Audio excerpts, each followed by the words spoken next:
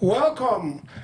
It's a beautiful weekend, and this weekend happens to be, or this beautiful Saturday happened to be the birthday of Obi, Peter Obi, the presidential candidate of Labour Party in the past election, former governor of Anambra State, 2 tenures, former vice candidate to Atiku during the 2019 election. A man that has been seen as someone that is bringing Nigeria together in a different way. Peter Gregory Obi. Happy birthday, sir. Okafor. Happy birthday, the chairman. the chairman of Obedience, who himself is also obedient. Philip. Happy birthday, Peter the Rock. Peter the Rock. Now let's look. Let's take an extrait of Obi's life in a bit and see how it has changed the trajectory of politics in Nigeria. It has changed the atmosphere. There's a silver lining that brings hope to Nigeria, and Obi has held that flame, that torch that looks as if, yes, all is not lost. Now, everything about politics in Nigeria centers around Obi. How did he get here, Okafor? Yeah, in the first place, I want to put it this way. We have a program, a candidate who became a president through the resuscitation of the word hope that Abiola used in 1993. You know, and from the hope, they begin to see the renewed hope and the other hope. But truth remains that Peter Obi is the epitome of hope to the Nigerian youth as it stands today. Remember that Peter Obi became a governor. You know, he became a governor in Anambra. That was in 2006. I think it's precisely 17th of March or thereabout. He became a governor, you know, Anambra after the court decided that it wasn't Ngige that won that election. And it was very dramatic that almost 6 months after, on the 3rd of November 2006, Peter Obi was impeached. You know, just about 6 months being the governor. By the powers that be. Yeah, but was impeached by at that time. So, and maybe he wasn't playing that status of assembly game with the governors, you know, where they grease all that. But that aside, he took a remarkable step, you know, approached the court, and he was able to retrieve that mandate on the 9th of February 2007. That was the following year, you know, and he was able to serve out his tenure to 2010. And in 2010, he stood for re-election and won, and also served out his tenure in 2014, where his election was conducted and he handed over to Willie Obiano. And something remarkable that people don't also take note of was that our former president, Goodluck Jonathan, appointed just immediately after the general election. Yes. You know, he appointed Peter Obi to be the chairman of Nigerian Security and Exchange Commission, SEC. Most people are not quite aware of that. I'm just knowing for the first time. And he served under Buhari. Let me not call it under, but he was serving during Buhari's tenure. He was the chairman of the NEC all through Buhari tenure until it was not a non-executive position. Yes, until he was called upon to be vice presidential candidate to Atiku. Most people don't take note of that he was the chairman of SEC, you know, before coming in to answer the call to be a vice presidential candidate to Atiku Abubakar. I think it was during that joint ticket that national beamlight began to you know, boom on him, focus on him, you know. But he has been in the circle, he has been in the corridor. And the good thing is that in all this, as it stands today, coming out for election, you know, all the searchlights, nobody has been able to hold this man to any kind of crime or to any kind of any iota of corruption, or you know, nothing that rises, because he was a successful businessman. You know, he started off his career in banking before joining politics at the end of the day. He has given us a vivid look at extracting Peter Obi's life from his political journey. Now, before Obi went into politics, Obi has been into so many other things. Can you run through it a little bit? Yeah, the man Peter Obi is one of his kind. He's a man today, being his 64th year on earth. Both friends and foes are celebrating him as seated here. Obi, when he started contesting for the presidency, a lot of people came out to speak about Obi. Those he went to school with the UNN, those who live in the same street with him in Port Harcourt where he was doing his businesses, how he have impacted their life with his, integrity and character, how he single-handedly, repair a street in Port Harcourt then. Obi is this kind of man who believed that there's no food for lazy man. As a student of UNN, he was a businessman. He was doing buying and selling. It was a true picture of an entrepreneur. So Obi as a man, like he said, is an epitome of hope for the Nigerian youth. Is that person that the youth want to emulate? Is that person that the youth want to be mentored with? They want him to mentor them. Because Obi will tell you that life is as good as it is if you understand life. What I mean to say is that life is not as complex as our politicians make it look like today. He's such a simple person. Whenever he's coming for a gathering, he just appears like every other person that comes for the occasion. There's no that euphoria of, I wouldn't want to use the word talk or security, both you can also use the term conventional and unconventional security, making it look as if a demigod is entering the occasion. Would be such a simple and straightforward person. If you take your mind back during his campaign in 2023, Obi is known with that single shirt, black shirt with the emblem of a Labour Party. That is all you see. With those UK very easy shoes to wear that will not pain his leg. That is all. That's like the common man. It's a reflection of what a leader should be.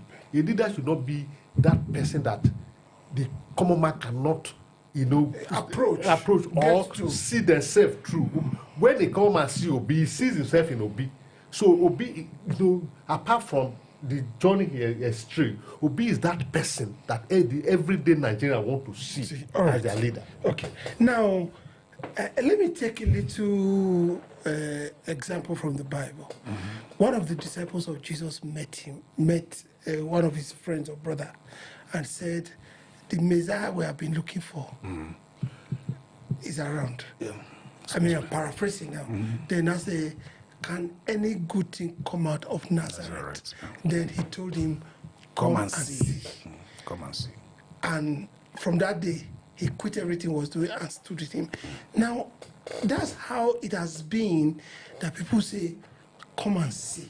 And they have stuck with Obi. Yeah. Whether they like him or they don't like him, they've stuck with him. Okay, let me get you something to put you up. When the result of 2023 election was released, and Obi scored about 97% or thereabouts in Anambra State or so, they wanted to use it against him by saying, oh, Igbos were tribal in the voting. I want to bring two things to your attention. First, Obi told that I'm even surprised that there is anybody in Anambra State that didn't vote for me. That's one. 100%. Two, you have to take note that the vote for Obi wasn't because of tribe. Remember the first time President Buhari was having a Okadibo as his running mate. Igbos never voted for them. They didn't say Okadibo is from East, is from Anambra State precisely. They didn't vote for the him. same state with Peter Obi, they didn't vote for them. Buhari also ran with Umezuoke, the former doing Umezuoke. Yeah. They didn't vote for them. But it got to Peter Obi's turn. Or the South was like a fire. South almost the same. Do you know why? Between March 17, 2006 to March 17, 2014, removing the 6 months that about 6 months that he wasn't in power, he wasn't governor, that he was impeached. Everybody knew one thing. We do not allow wasteful spending here. Value for money. Spending government money as if it is your own. That's just what Peter Obi was known for. A lot of people think Peter Obi is just stingy. No, he believes in value for money expenditure. He believes in, why waste money on things that are not going to generate income. They are not going to stimulate investment. They are not going to help to reduce unemployment. Do you understand? It's not like he hates. I think there was one time Wike was saying, no, don't mind Obi. If you go to his house, he drinks. The one I went to Peter Obi's house, they served me valuable wine. Peter Obi has never been a poor man, but he doesn't believe you should go spending the money you don't have. Especially public money. Yeah, the public money, the money you don't have. Look at most of our public servants who are in a very pivotal locations or positions where they are entrusted with government resources. You see them driving the big Benz that their salary for 20 years ordinarily would not be able to buy.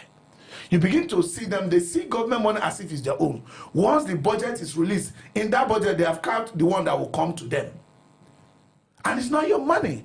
Peter Obi said that government money is not your money. That you are the one running it doesn't mean it's yours.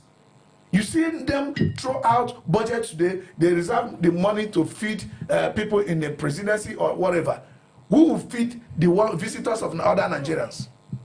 Because he brought the idea that people in government must understand that government money is not their personal money. That and not they give shishi. People thought it was out of poverty or out of stinginess. It was out of value for money expenditures. All right. Let me bring another perspective to this. The moment Obi left Anambra governorship as a governor, he did come to PDP. As a political scientist, I could see a reason why he did that.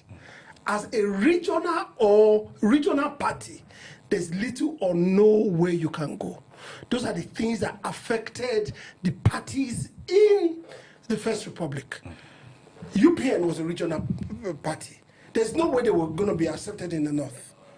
That's the truth. So what the NCNC and the MPC now did was that they joined together to form a government.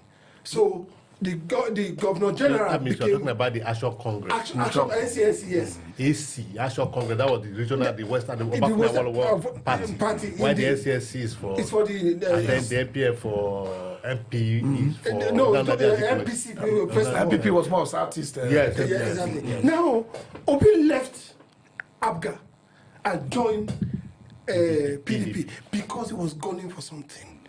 He knew that PDP was accepted everywhere. Now, let us now take it a little bit. The best Atiku has ever had a shot at the presidency was when Obi was his running mate. Yeah, that's true. You see, Obi, as a person, if you watch his antecedent, is somebody who is very meticulous, articulate, and strategic. Anything he wants to do, he believes in the natural principle that, there's a process. There's time for you to plant, time for you to water, and time for you to grow. If he must become president, he must start from somewhere. So he started from the governor of Anambra State, and he tested the water, and he proved himself to Anambarians and the entire nation. With his work in Anambra, Nigerians were able to see through him that Obi has something to offer to the nation. And then from that, when when Obi was governor of Anambra State, although under ABGA, he was working in good relationship with Goodluck as the PDP president. So it was convenient for him to move into the PDP, having severed his tenure as a governor. And it is those traits, those qualities that Goodluck discovered in him. That's why he gave him the appointment as a chairman of SEC, which is served until the PDP, in their wisdom then, consider him as the running mate, vice president running mate to Atiku. And that election also is believed by many that they won that election. And some of us still wonder why Atiku didn't fight for his mandate, why he's fighting unnecessary battle now. So, what am I trying to say? Obi knew that doing that for Anambra State is a scorecard for him. And he knew he can do better for the country. So he has set the records. That is why in his 2023 campaign, we say, go and verify. there's a place he can refer you to. So he has a profile, he has experience that he can say, look, I am qualified for this job. I have done something similar to this before. I will do better if you give me the chance. So that is what Obi did. That is why I agree with you that he can't really express himself to that level with Abgab, because Abgab is limited. Very limited. Not to the entire East alone, but just to Anambra, yes. And even the Anambra spread to Imo, but they couldn't survive. So, and Obi being a man of ambition, with genuine interest for the country, he need a bigger platform that he can showcase himself. Even that also helped him. Haven't been in PDP, haven't been running mate. When it became clear to him 2022 that he's not going to get the ticket of the PDP, though he moved to a party that was obscure as at that time. Very obscure party. Because of the credentials he already had, the quality, those that he already had for himself, the profile that he displayed to Nigeria. When he moved into Labour, it was easy for him to explode. All right. You see the trick in it. Okay, but I still want to bring this question to you. Mm-hmm. You know, strategy. Yeah. We said rigging is not a strategy. Certainly. Obi has been strategic. Like I said, he moved straight out of Abga to PDP. Yeah. He had a foresight. Yeah. And I said, the best Atiku ever had. Forget this one that they said he came forth during this 2023 election. The best he ever had was 2019.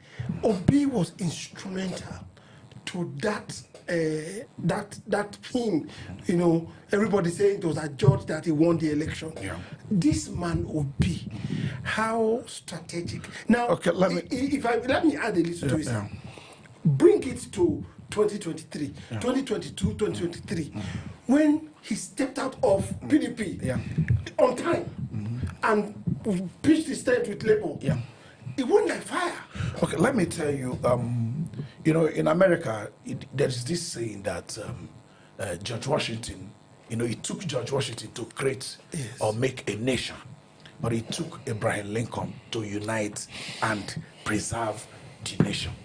And Abraham Lincoln said something that I really don't forget. He said, I achieved this feat with men who looked like they were not equal to the task. You know, Peter Obi is always doing something and that it has not happened before. Take note, his impeachment between November 3rd, 2006 and the recovery of that mandate on the February 9, 2007 is the reason why we have off-cycle election today. Nobody had ever tried to test the constitution. Peter Obi took this and went to court and said, no, as a governor, my tenure is supposed to be 4 years.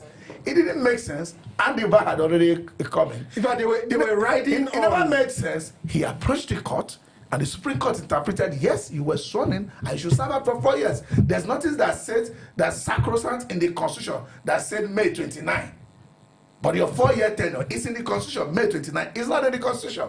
So Obi is a leader, always doing things that are impossible. And that is why today, any governor, before you touch any governor, you have to be careful. Yes. Because any governor is sworn in to serve for 4-year tenure. Not for no. It's not like an assembly election. No, it's not. That's predicated years. So you gotta be careful. That's the kind of person Obi is. Now coming to 2022 and to 2023, like you said, when it was clear he's not going to be able to play the delegate game with the masters like Atiku them and Tambua them who know how to step down and buy votes so that their cronies can win. And he didn't want to pay, like we know I talked about value for money expenses. Sending money to delegates so that they can vote for you is not democracy. That's vote buying at a wholesale level.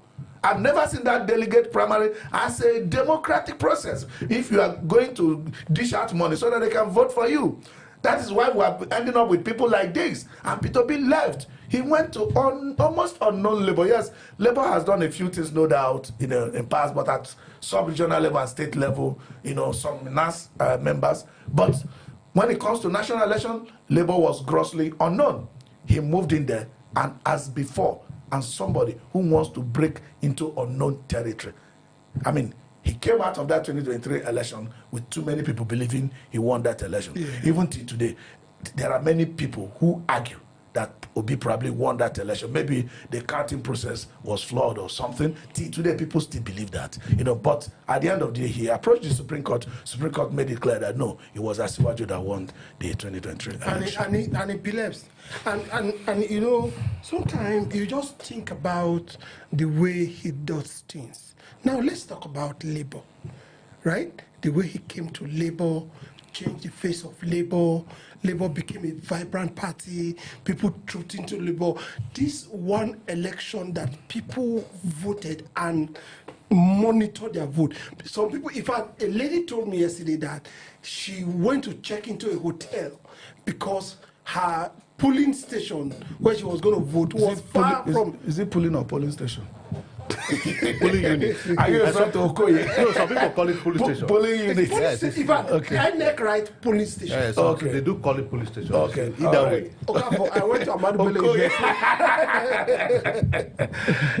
So he said he went to get a hotel because it was far from my house, booked a room, stayed there for 2 nights.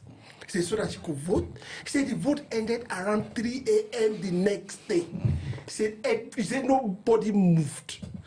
We've never seen those kind of commitment, patriotism to make sure they vote.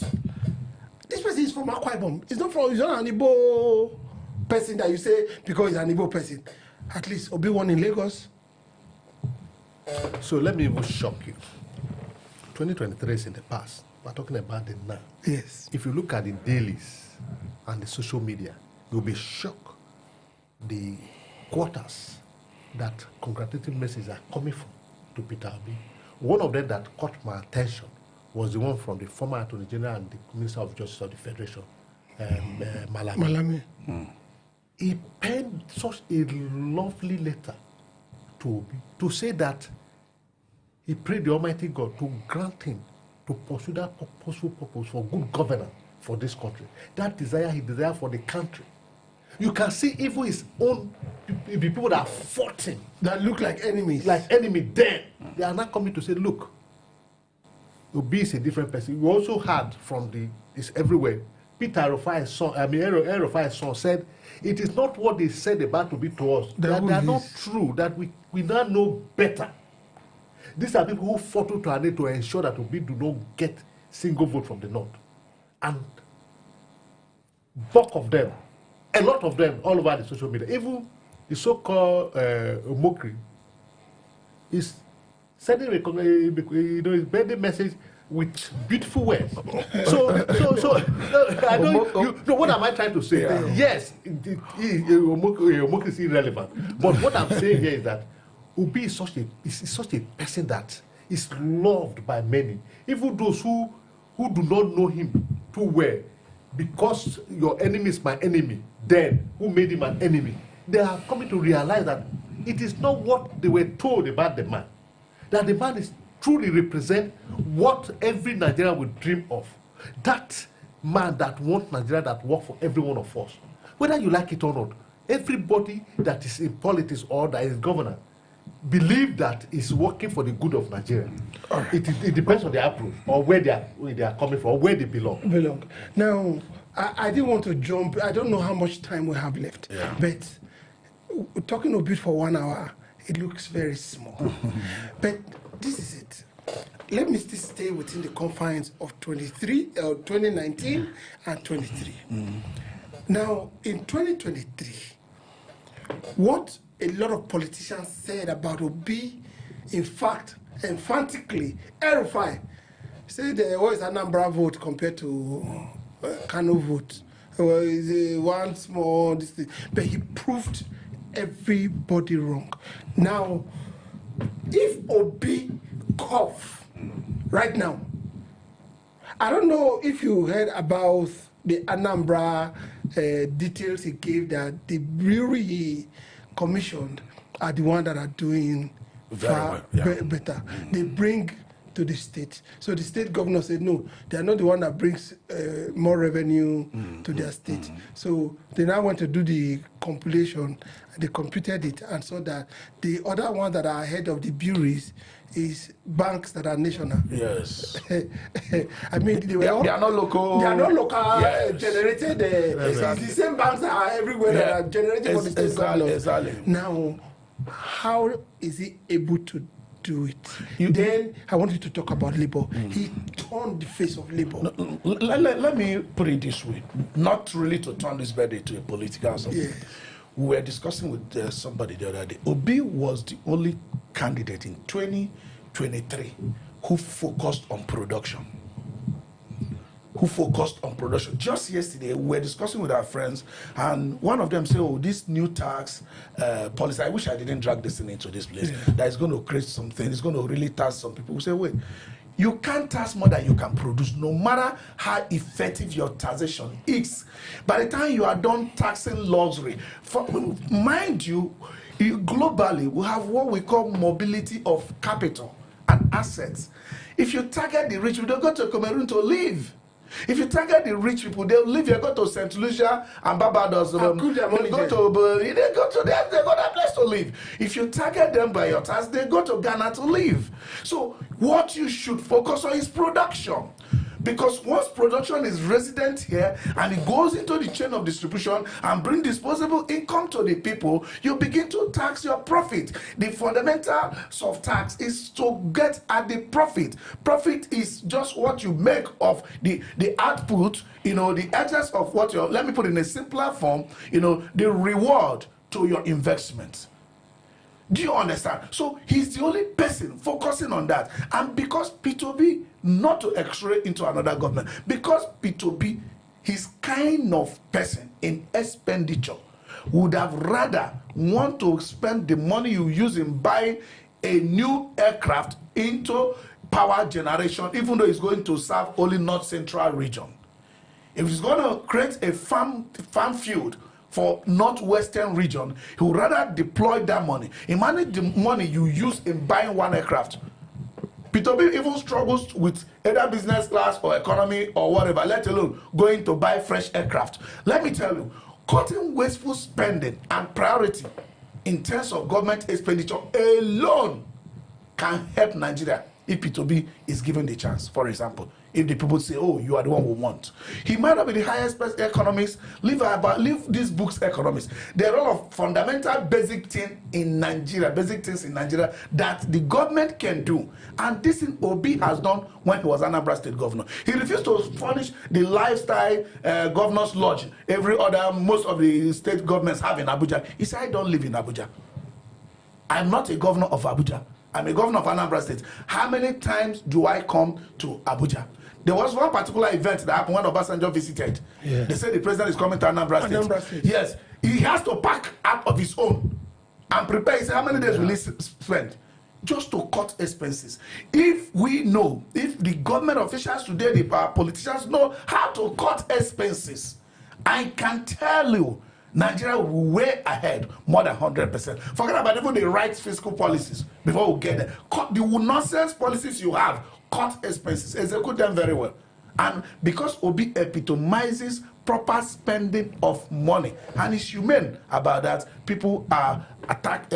Those who considered him enemy before, or those who think they were enemy of Peter Obi before, have realized that if you really want Nigeria to move forward, and this man also want Nigeria to move forward, what unites us should be more than what divides us. That's why you see both friends are celebrating him. Now, let me come to the area of politicians. What do they have against Obi? Especially the one that are jittery to their pants. First of all, it started in Benue. Obi, don't come to Benue. If you come to Benue, we can't guarantee your security. Then all of a sudden, one of the newest governors that we have, that is a baby governor, the governor of my state, he's a baby governor. Yeah. Wow. Because you have baby senators. Yes. I'm not insulting by no, by rank of order. By rank of order. It's one of the newest governors that we have around. I mean, he got in November last year. Still even celebrating 1 year already. he's giving, say a new sheriff is in town. Obi don't come to Edo State without telling me. Have we now become nation inside a nation where they have sovereignty? You don't have to collect passport or visa to go to another state and telling you you can't come here. You see, this man did it Benue. Now Pablo is doing it as well. the state. It's simple, you know. These two persons they call governors today, you have to go back and look at their antecedent, how they become governors in their various states.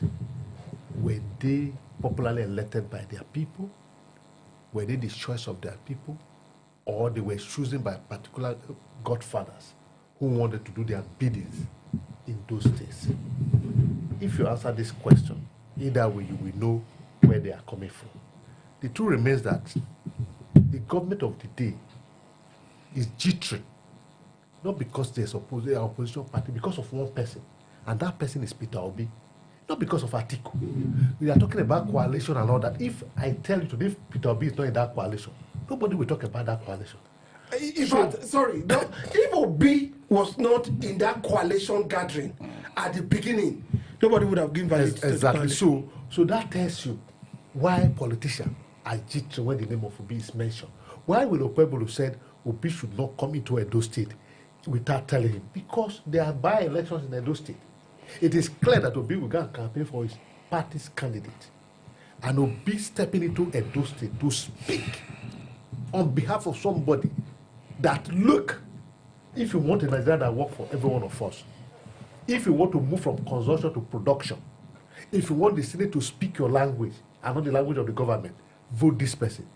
Okpebolo know there will be trouble. And it's, to make matter worse for him, it's his own seat that he vacated, that is a contention. He want to do everything to retain that seat. And will be coming into Edo State to speak. It portend danger to him. So that tells you.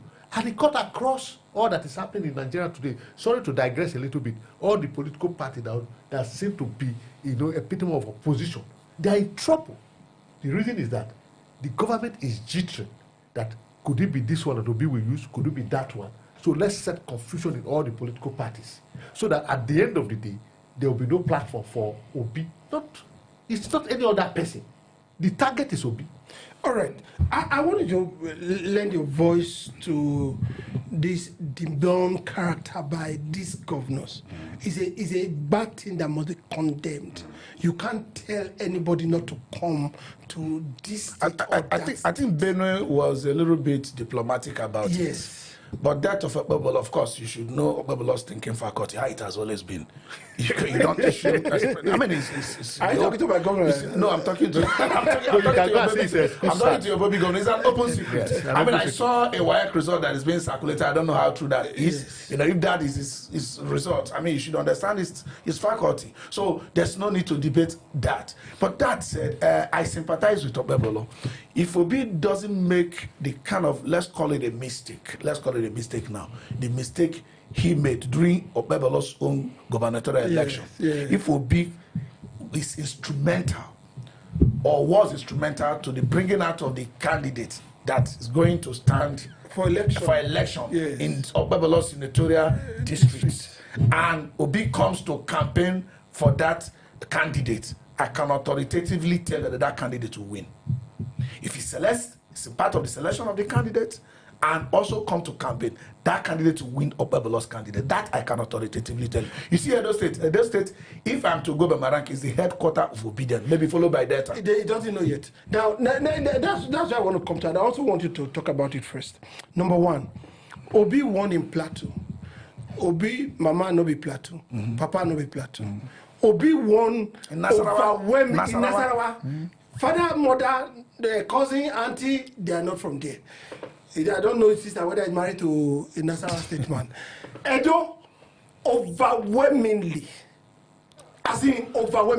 produced senators that have also decamped now. And I've told you, they have lost their seat already. Delta, We know the story. Mama Baba Pikin. Even when you have the running vice president. The running vice president. City Who has governor. never It's a city lost any governor. election. They say that he's so tactical that he can do anything. It's a Kwem of Africa. Before. He has become to APC now. How has Nigerian galvanized with this man that they see hope? Not this renewed hope that we're saying now. They see hope in him. He's not telling them, I'm the hope. We say, we see hope in you. How? You know, I think it's more of the demeanor that Peter Obi exhibits. When he lost the election, people, some of our people like Kenneth Okonkwo left Peter Obi because he believed Obi wasn't aggressive enough. Serious with it. He wasn't aggressive enough in fighting for the mandate. But obviously, I will go to court. He went to court. The court spoke. He relaxed. He didn't call anybody to violence because we must have a country before you talk of a president. Sure. We must have a country before you even talk of citizens. Do you understand? So he is somebody that's law-abiding. And the people are beginning to look at it that if this man is trying to build bridges, what is his benefit? Obi is rich enough. Among all of them, there are people that campaign that told us that their family are rich, that they don't need Nigerians' money. But we don't know the businesses they have done before, other than still looting government money. Only it was done at the state level. Obi was the youngest chairman of a bank we had at a point. So people are beginning to build this link. The galvanizing you are seeing, if not that I mentioned it earlier, most people, like you said, didn't even know that Obi was chairman of the SEC, Nigerian Securities and Exchange Commission. From Jonathan appointed him when he was just leaving office. It was under Buhari or true. Until he was called upon to be vice president candidate to Atiku. Okay, time has really gone. I wish we could continue and talk about Obi. I wanted us to talk about some of the shortcomings we think maybe we'll do that on Monday. should look into. Yes, to do that. Areas he needs to improve. You know, Reno Mokri said he should be a better person. Of course, every human being wants to be a better person. Definitely, definitely. Guys, thank you for coming on board. We really see the Nigerian that works for us, and Obi has really changed a lot of things, the way we see politics in Nigeria, and people are seeing, like I said, that silver lining in the sky that said Nigeria can be a much better place.